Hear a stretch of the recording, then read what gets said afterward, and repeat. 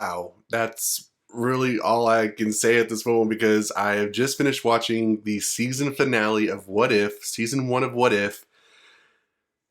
Man, oh man, let's just get into it. So, this video is going to be structured a little bit differently as far as more of a reaction mini review of the whole season and then my all the episodes ranked because my mind is just kind of like an overload and excitement because after watching the last two episodes of What If, I'm thinking of what they were able to pull off and accomplish. I'm thinking if they were able to replicate that in the live action MCU, even though this is technically all the MCU, we have a lot to look forward to. So I'm gonna try to give. I was thinking about spoilers, non-spoilers. Uh, it's gonna be hard to do because these episodes. I mean, everybody's gonna be talking about it. It's gonna be all over the internet. So there might be a little bit of spoilers. I'll try my best to not spoil too much. Try my best. But some of the main things I'm going to talk about as far as my reaction to the episodes, the last episodes 8 and 9, basically where Ultron, if you've watched the episodes, you should know what I'm talking about, what I'm about to talk about. So it's not really a spoiler. But, you know, the episode 8 is what if Ultron had won, and what it was referring to is what if Ultron defeated Thanos, took over the Infinity Stones, and he was the being that decided to do a mass genocide for peace, right? And then we're left with the cliffhanger of episode 9 and episode 8, episode 9. What if the Watcher, were to intervene? So that's all I'm going to say about that. But boy, oh boy, I did not see that coming. And for them to choose Ultron to be the big baddie that could potentially wipe out the entire multiverse, I have a newfound respect for Ultron. I'm like, let's not piss off Ultron, huh? Let's not do that. Let's not do that. But it was just interesting to see because throughout the whole entire season, kind of getting to my little bit of review, getting to the whole entire season, you had these individual characters and stories being told, and you would assume that aside from them having an individual story to be told that maybe would progress, if not this season or maybe the next season, you assume that it's going to be some type of collective, you would hope, that brings them all together. And man, at the last two episodes, it was a collective, let me tell you that. We did get the Guardians of the Multiverse, and it's just, think of it as like Avengers on steroids or on an overdrive, and it was awesome. It was awesome. I definitely recommend watching What If after this. If you were on the fence, and I'm going to repeat it again at the end of this episode, after this video, you definitely need to watch What If. If you were thinking, I don't want to talk about those stories. No. You need to watch it. Go watch it. Pause this video, go back and watch it, come back and let's talk about it. All right? So let's get into the review. Yeah, because the reaction was just like, ah. So let's get into the review. So for the most part, like I talked about in my very first, the premiere episode 1 review, I've been really impressed with the animation style, the characters that they're introducing. We're getting to see characters from all aspects of the MCU, and especially in the episode with Thor, I feel like, well, between the Guardians of the Galaxy with the T'Challa Guardians of the Galaxy episode, and even with Thor, which was hyping, I feel like we got this massive overload of all the characters that we've seen throughout the galaxy of the MCU kind of brought into one episode, which was really cool. So I loved how they're able to give us all these characters, and while they may seem thrown in at the beginning, they work. It meshes well, and we get to see different perspectives of them that we haven't seen before. So I really did like that, and I hope that not what if we'll get a season 2, it's when we'll get season 2, because they're for sure going to do it. I hope that they continue that, because they're supposed to do like phase 4. Some like, the Spider-Man, maybe we'll get more Hawkeye, because we're going to have a show. We'll get more Captain Marvel and all that stuff. We'll get more Wanda. I'll get to her in a minute. But some other things like that, and we'll just get to, Blade, some other characters. We'll get to all that, hopefully. Ooh, maybe Venom, now that he's in the MCU. I didn't think about that. But nonetheless, we'll get more of that. Now, like I said, I really enjoy the animation style. I enjoy the characters. I enjoy the stories for the most part.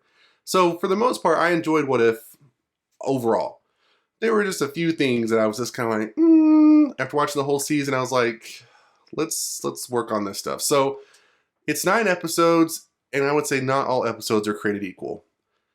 Yes, I know that throughout the whole MCU, there are characters that are different from others, better than others, maybe, or maybe just don't have the same uh, capability of carrying a whole episode per se. So I do think that, in my opinion, this is just my opinion. You can at me in the comments below and say whatever you need to do. But in my opinion, I think the episodes that focus heavily on just the one character and it just kind of going over the top with it didn't work for me. So, for instance, the Killmonger episode. I liked where it was going at first, but after a while, I was just like, okay, hold on. You're telling me that Michael B. Jordan just gets his way. What? I mean, after a while, I was like, okay, come on, guys. Siri, I agree with you, girl. He ain't all that. Yeah, he has the physique, he has the scars, but it ain't all that. Come on. I mean, he just was able to wrap everybody around his little pinky, and I just was like, what the heck? Like, the only ones that seemed to not like really go for it were some of the girls, like Pepper Potts and Suri. I just was lost. I was like, he's getting his way. I could not believe it. Even kind of up until like the last episode, you were just kind of like, the watcher didn't see this, or he did and didn't care. I mean, he did, obviously, but it was just crazy to me that Killmonger got his way so easily, and I just was like, golly, man, everybody's just infatuated with Michael B. Jordan. I mean, I hope maybe that happens for him in real life. If it is, good for him. The other one I was going to say was the Thor episode. I do appreciate... So with Thor as a whole, love me some Chris Hemsworth. What I don't seem to understand is when you lean too heavily into the stupid Thor, which is kind of what the arrogant, stupid Thor, it works for a little bit, but it doesn't need to be his whole entire, episode. And I think when they went to Party Vegas Thor, after a while it was getting kind of old, and it just seemed kind of like a waste episode, like a fluff episode to get us from one piece to another, right? It didn't really seem like it was needed, and they could have done something else with him. The only thing I liked out of that episode was we got to see the Vegas matrimony of Howard the Duck and Darcy, which was funny and cool. I thought Jane Foster was wasted. I didn't really care for her character in that episode, and it was sad because they brought Natalie Portman back to voice her, so I was kind of like, really? But I did like the relationship between Thor and Loki, given that Loki was able to be his true self. It still worked out. I loved having all the scroll and all that stuff there, but for the most part, it was kind of like a fluff episode. And then the other episode that kind of stood out for me was going to be the one with the Black Widow, where like Iron Man dies, all the Avengers are dying. It just was kind of those are probably the 3 episodes I was kind of like, nah. But going from that, I think some of the reasons why these didn't work had to do with the voice acting. So we did not get ScarJo. I mean, Captain America wasn't really in it, so you don't have to really worry about Chris Evans. I had to look it up, but I don't believe James Spader played Ultron, and I think for me, that would have really just been the cherry on top for the last 2 episodes. I mean, we got Don Cheadle, so why not give us James Spader? I mean, isn't Blacklist over? So what is he really working on? But just Ultron being catapulted to the forefront as this mega villain now with the Infinity Stones, James Spader's voice would have just been just that, oh, I'm so glad we just have like this sultry voiced villain, just kind of like, I don't know, it just would have done it for me.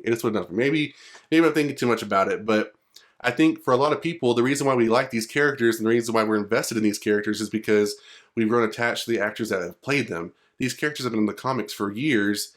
They've even been in cartoons. They've even been in other formats, and they have not been heightened to the level that the MCU has, elevated them. So I think a lot of that has to do with the actors' portrayals. Now, some actors I don't know that we really, are going to really care about a lot, but like I know that a lot of people like Black Widow because of ScarJo. Samuel Jackson, we love him. I mean, there's the reason why I keep bringing these characters back is because fans love them. And I think with Ultron, even though he was only in 1 movie, I think he was a very, he was a very good villain. And I think Age of Ultron, is a fan favorite for some. not only because it introduced Wanda, but I think it's because James Spader did such a good job of how he envisioned that character should be not so much portrayed, but just his spin on it, you know, the James Spader spin. So I think for me, having voice actors that, I mean, we got to, luckily, I mean, I feel blessed that we got to have, you know, Chadwick Boseman be able to voice T'Challa for one last time. And I know it's sad to say we probably won't see him in season 2, but it's just nice to know that we were able to get that. And I think even with, you know, Peggy Carter being voiced by the original actress, I just think that those things just give it more familiarity and more flair, and we are more attached to the characters. So in saying that, I think they did Wanda wrong. And I think you're going to probably agree with me, because just like she got robbed at the Emmys, you know, poor Catherine Hahn didn't get the Emmy for her awesome portrayal of Agatha Harkness. Yeah, what's up with Wanda getting, I don't know what the deal is, like, she's going to be the villain probably in Doctor Strange 2. That's great as long as she's the villain and get some type of redemption, because we want our girl to come back and be the hero. But dang, I'm thinking they did her wrong. I mean, I loved the zombie episode, don't get me wrong. And I love that she was a villain in that episode and was a force to be reckoned with. But the way they did her, and, you know, I guess it was the last episode. Yeah, episode 9, I guess. Or was it episode? Yeah, episode 9. The way they did her was wrong. I mean, there was this awesome scene where you thought that she was going to battle Ultron, Infinity Stone Ultron. And, you know, for a second there, you thought she was going to, like, really give him some guff, just like she would have done Thanos in Endgame or Infinity War. And, yeah, no, that didn't happen. And basically she just gets blown up. And you're just kind of like, what the heck? So she doesn't get to fight with the heroes, and she doesn't get to fight very well as a villain. So you're just like, really? He just took her out. So I had to put that in here because I think I'm not alone when I say that they did Wanda wrong. They did Wanda wrong. So after watching this whole season, after watching the last 2 episodes, I am super excited for what the MCU has in store. Oh, Kevin Feige, he's a producer on this. He knows what he's doing. He knows what he is doing. And I feel like if this is a sampling of what he has in store for us, not only with Spider-Man, it's a little bit more conflicted because he's sharing a lot of the role with Sony, and he may not have complete control with that. Maybe. But I think, you know, with at least Doctor Strange 2, if that is going to be the movie for the multiverse war, or the starting of that, because we do have Kang the Conqueror coming, I'm excited. I'm excited. I honestly kind of feel like they could just kind of adapt the last 2 the last 2 episodes to those 2 movies. If you really think about it, they could make it to where Spider-Man Far From Home, they can make it to where Spider-Man No Way Home is that kind of episode 8 to some degree, you know, being the catalyst, and then having, you know, Doctor Strange 2 be the episode 9, where we do have a big bad villain. If it has to be Wanda, it's Wanda. But we have this big bad villain that is able to, you know, basically turn the multiverse on its head and get people frantic. And then once it's saved, have Kang come in and be like the big baddie. Because we know after season 1, if Ultron's been defeated, that was your spoiler alert, sorry. We know that if Ultron's been defeated, then someone else has to be coming in. And I'm thinking to myself, who could that be? Maybe Galactus? Galactus could be it. It could be Kang the Conqueror. We could get Kang again.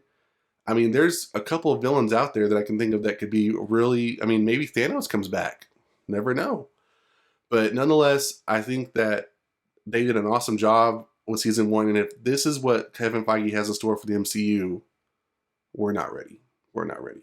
So yeah, you should all go watch What If season 1. I highly recommend it. I know there's some lull periods in between. Trust me, trust me, trust me. It will pay off in the end. You'll watch the last 2 episodes and you will just be like, wow. So, that's my reaction review. If I had to give it a rating, I would give it 4.5 out of 5. My only marks against it are the voice acting. I wish we'd have all the actors come back. And there are some fluff episodes. But other than that, muchísimo. It was good. Now, Here's my rankings. All 9 episodes ranked. All right, so let's start from bottom to the top. Let's just go from worst to best, right? So if I had to give for my very, number 9, my number 9 on the rankings, I would say it's episode number 3, What If the World Lost the Mightiest Heroes? And then from there, I would move on to episode number 7, What If Thor Was an Only Child? Crazy. I'm an only child and I wouldn't act like that. But anyways, that's where I'd go with that. And then from there, I'd go to number 6, What If Killmonger Rescued Tony Stark? Then from there, I'd go to episode 2, What If T'Challa Was Star-Lord? Only reason why he's on that ranking is because I like I said, I love that Chadwick Boseman came back, but I just think overall compared to the other episodes, just some episodes were better. And then from there, I would go to episode 1, What If Peggy Carter Was Captain America? And then from that one, I would go to the zombie episode.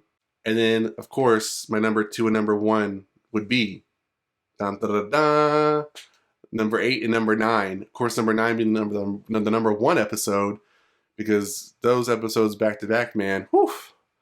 After watching episode 8, I was like, I gotta watch episode 9. So that's what's gonna make you do. So those are my rankings of What If Season 1. Let me in the comments below about my review, my reaction. What are your rankings for the episodes? And are you excited for what's to come in the MCU? And that's it for this video, guys. Enjoy that like button. For more like this, subscribe to the channel. And I'll see you guys next time on The Mashup.